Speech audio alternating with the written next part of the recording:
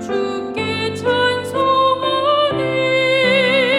전능하신 하나님 찬양. 언제나 동일하신 주. 전능하신 하나님 찬양. 영원히 다스리네.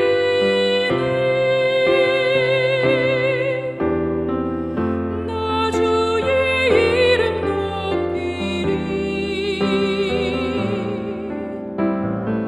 나 주의 이름 높이리. 하늘 높이 올린 깃발처럼 주의 이름 높이리. 전능하신 하나님 찬양. 언제나 동일하신 주. 전능하신 하나님 찬양.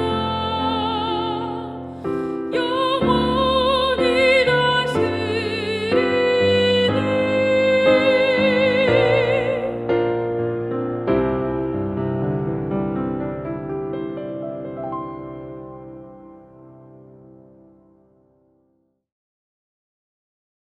함께 보실 하나님 말씀은 에베소서 1장 3절 말씀입니다. 이제는 전에 멀리 있던 너희가 그리스도 예수 안에서 그리스도의 피로 가까워졌느니라. 예수님이 십자가에서 흘리신 피로 인해 일어난 일을 설명하는 말씀입니다. 바울은 이전에는 하나님과 우리의 관계가 멀리 있었다고 말합니다. 멀어졌다는 의미는 하나님을 느끼지 못하거나 신앙이 약해진 상태를 의미하지 않습니다.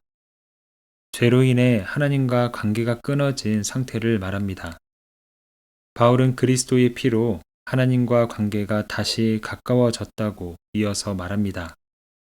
가까워졌다는 말은 실제 거리를 의미하는 것이 아니라 관계가 회복되었다는 의미입니다. 하나님과 관계가 완전히 회복되어 새 출발하게 된 것입니다. 그래서 성경은 십자가 복음을 믿은 성도의 삶을 거듭남이라고 표현합니다. 다시 태어났다는 것입니다. 땅의 부모에게서 태어나 육체를 가지고 살아가던 중 복음을 믿어 하늘의 하나님으로부터 다시 태어났다는 것입니다. 부모에게서 태어난 자녀가 어디에서 어떤 일을 하든 부모의 자식이듯 우리의 모습이 어떠하든 하나님의 자녀로 살아간다는 의미입니다. 예수 그리스도의 십자가 피는 이것을 가능케 하는 희생이었습니다. 죄로 인해 단절된 하나님과 관계를 회복하기 위해서는 죄에 대한 대가를 치러야 했기 때문입니다. 바울은 십자가의 피로 하나님과 관계가 회복된 성도의 상태를 선언하고 있는 것입니다. 이제는 전에 멀리 있던 너희가 그리스도 예수 안에서 그리스도의 피로 가까워졌느니라. 인간에게는 채워지지 않는 갈급함이 있습니다. 죄로 인해 하나님과 멀어짐으로 인해 나타나는 특징입니다. 늘 무언가를 갈망하며 사는 것입니다. 더 높은 자리와 더 나은 결과들이 주는 성취감을 쫓아 사는 삶이고 누군가에게 받는 인정과 사랑을 쫓아 사는 삶입니다. 이 정도면 만족할 것 같았지만 그것을 이루고 나면 다른 목표를 향해 나아가는 삶입니다. 어느 정도 소유하고 그것을 누리고 있어도 충분한 만족을 누리지 못하는 상태입니다. C.S. 루이스는 이러한 인간의 갈망에 대해서 이렇게 말합니다. 이 세상에는 결코 만족시킬 수 없는 갈망이 내 안에 있다면 그것은 내가 다른 세상을 위해 지어졌기 때문이라고 보는 것이 가장 타당하다. 이 세상의 것들로는 아무리 채워도 만족하지 못하는 인간의 모습은 인간이 다른 세상을 위해 지어졌음을 보여준다는 것입니다. 결국 인간의 마르지 않는 갈망은 이 세상의 것으로는 채울 수 없습니다. 오직 하나님과 관계 안에서 채워지며 만족함을 누릴 수 있습니다.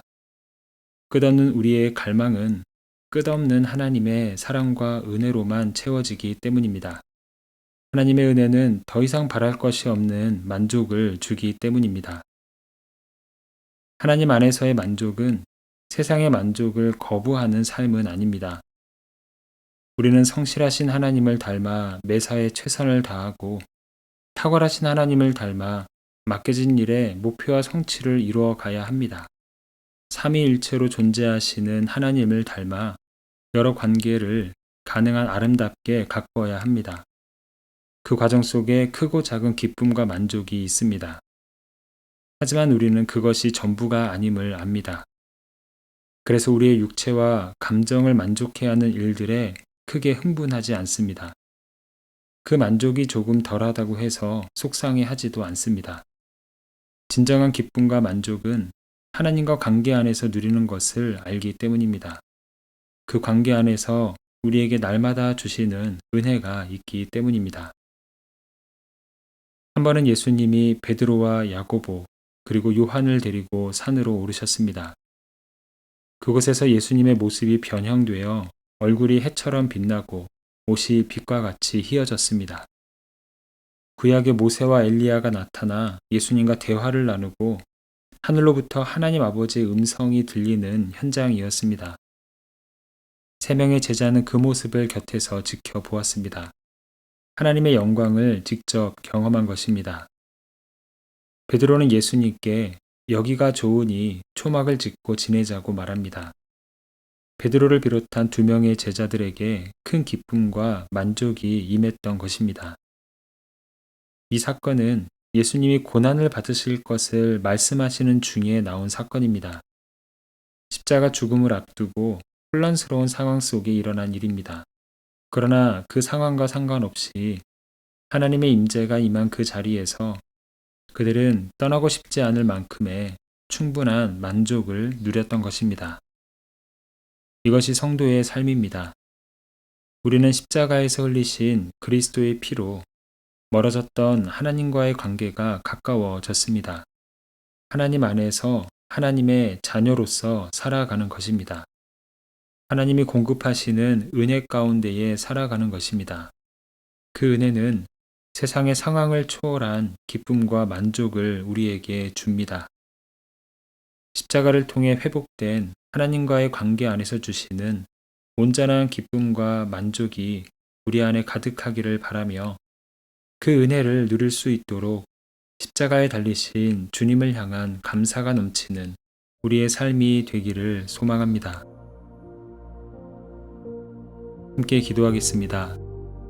사랑의 주님, 죄로 인해 단절되었던 우리를 외면하지 않으시고 그리스도의 십자가를 통해 다시 품어주신 사랑에 감사를 드립니다.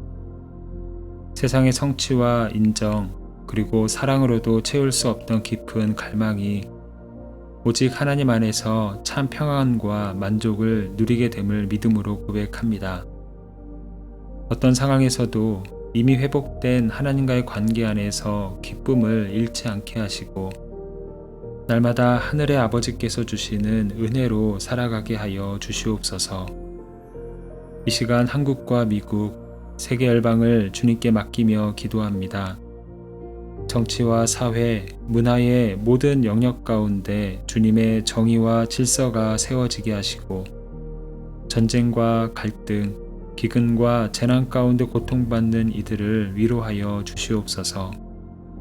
각 나라의 지도자들에게 지혜를 더하시고 하나님을 경외하는 마음으로 나라를 다스리게 하시며 모든 민족이 주님을 예배하는 날이 속히 오게 하여 주시옵소서. 주님의 나라와 뜻이 이 땅 가운데에 이루어지기를 간절히 소망하며 예수 그리스도의 이름으로 기도합니다. 아멘. 이제 각자 가지고 있는 기도의 제목으로 기도하고 말씀 중 깨달은 내용과 말씀의 열매가 풍성한 삶이 되기를 바라며 기도하기 원합니다. 특별히 오늘은 한국과 미국 그리고 세계 열방을 주님의 손에 올려드리며 중보하는 시간입니다. 이제 다 함께 이러한 기도 제목으로 기도의 자리로 나아갑니다.